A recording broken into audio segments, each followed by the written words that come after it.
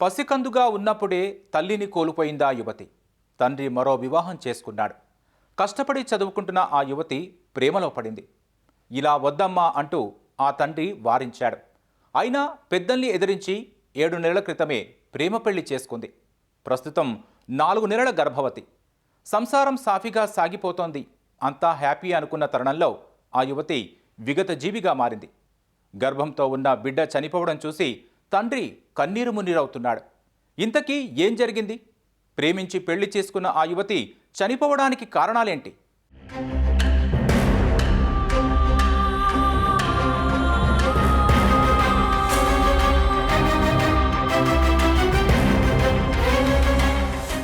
ఈ యువతి అనంతపురం జిల్లా తాడిపత్రిలోని గన్నేవారిపల్లి కాలనీకి చెందిన సాయి గంగా పావని.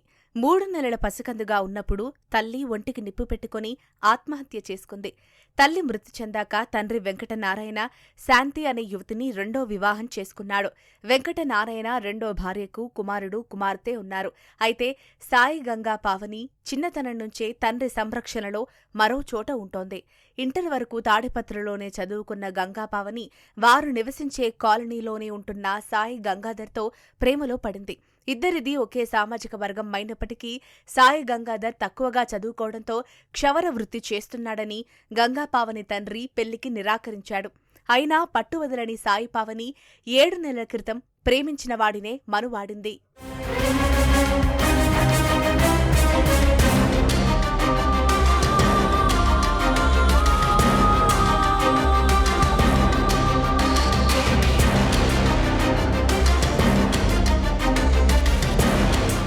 సాయి గంగాధర్ను వివాహం చేసుకున్న గంగా పావని కుటుంబం కూడా అదే కాలనీలో నివసిస్తోంది.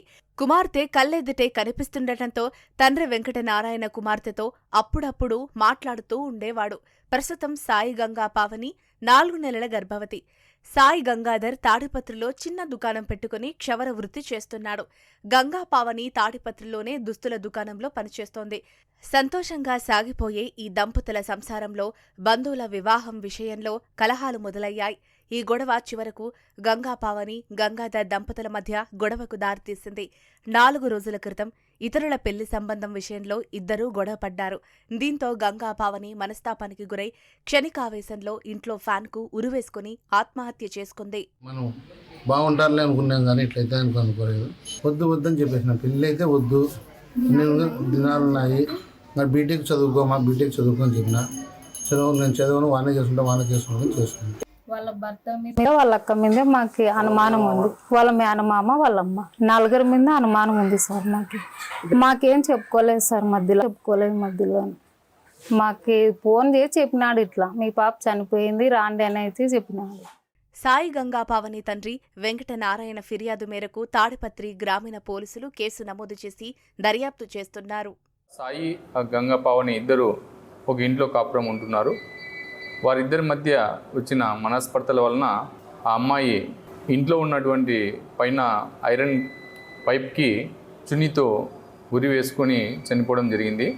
ఈ విషయం పైన అమ్మాయి తండ్రి వెంకటరమణ అమ్మాయి భర్త అయినటువంటి సాయి మరి కొంతమంది కారణం వలన అమ్మాయి చనిపోయిందని ఫిర్యాదులు ఇవ్వడం జరిగింది. దానిపైన కూడా మేము విచారణ చేస్తాం.